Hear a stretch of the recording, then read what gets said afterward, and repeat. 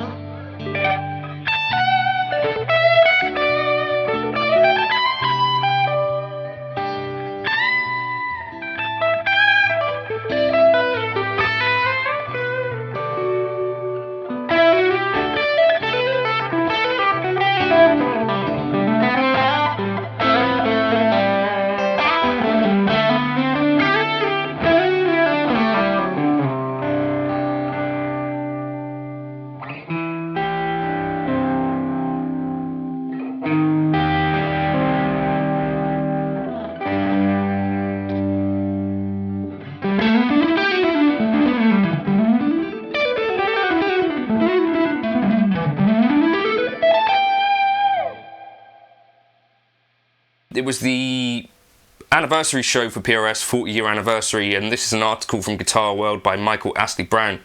But it kind of resonated with me because I'm someone who's sort of done a bit of a 180 on PRS guitars over the years, from being someone who thought of them as kind of a bit of a expensive choice, you know, the classic dentist guitar type thing, to actually being something that's priced quite competitively for the quality that you get. The guitars are incredible, the product is incredible, that's what Mayer says. Obviously Mayer has an interest in selling Silver Skies, but he could probably be working with any guitar company. One of the things that he says is that basically one sign of a good guitar company is that the people that he spoke to 10 years ago when he first started working with the company are still working there.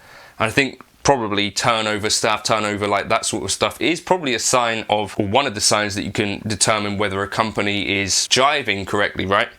Another thing I saw was that Paul Reed-Smith was talking, I think probably at this event, about being at clinics, and sometimes he'd be at a guitar shop and he'd be, you know, running a clinic, and the staff members had potentially not even really ever tried the PRS guitars, and it's like, let's just pull them off the rack and play them, and it being sort of like a learning experience where some of their perceptions were changed. And that's kind of been the thing for me, where, yeah, like the Silver Sky, initially it was hard to get hold of, initially it was quite expensive.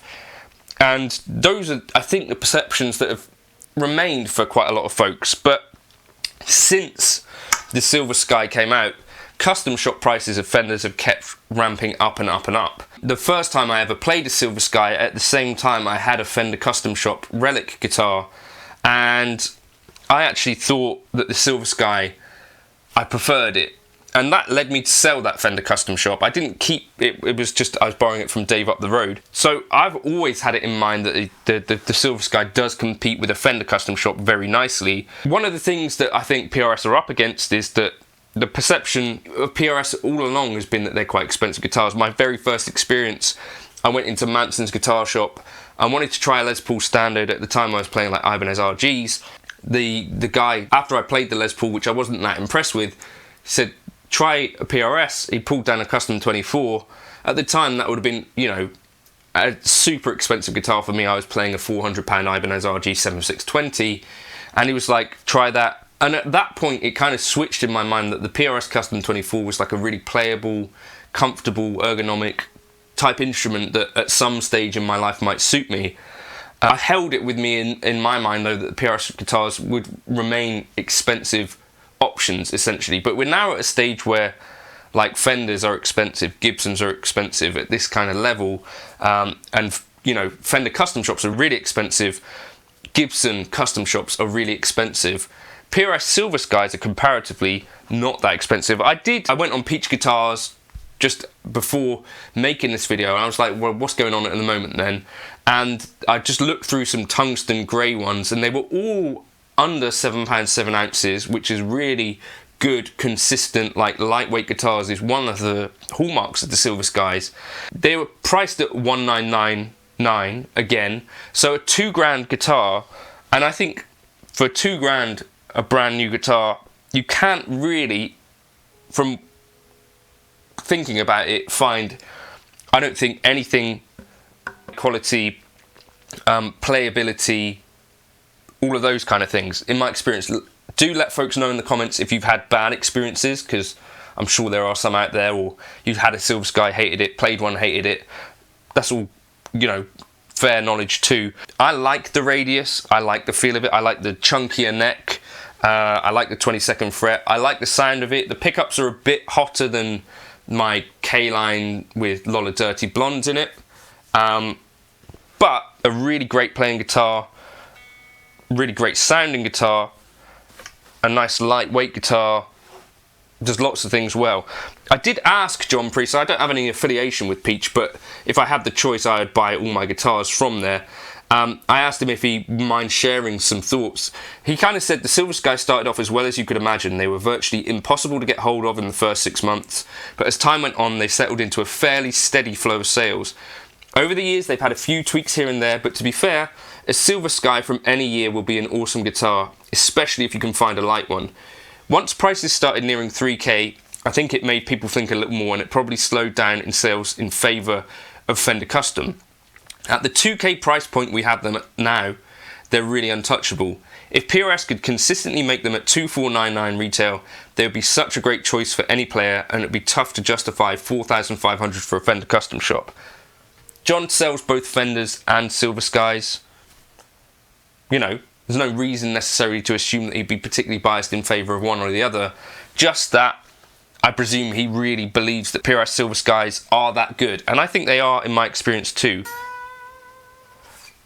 So even if you're not a John Mayer fan, if you're an S-type guitar fan, I think it's worth checking one out if you get a chance to try one at a guitar shop. You know, in terms of mass manufactured stuff, I think these are really, really, really good. A Sir is going to set you back $3,500, a Fender Custom shop around that as well. These are quite fairly priced compared to the competition.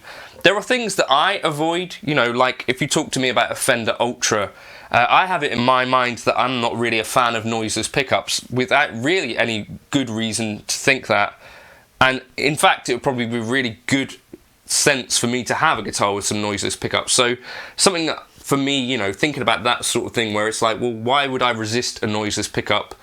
There are certain circumstances when I'm doing a demo close to my guitar screen where a noiseless single coil would be infinitely more useful than another guitar with, you know, just bog standard pickups that are going to pick up a load of noise when I'm sat over there. It's these kind of thoughts where I think we try to honour tradition, and we have it in mind, you know, that some of our perceptions, whether they're tested or correct or not. But anyway, give a Silver Sky a trial or something. Or tell folks in the comments what you hate about the Silver Sky, what about it doesn't work for you, why you hate the headstock, if you want. But I think it's a really cool choice of guitar, even if you're not a Mayer fan.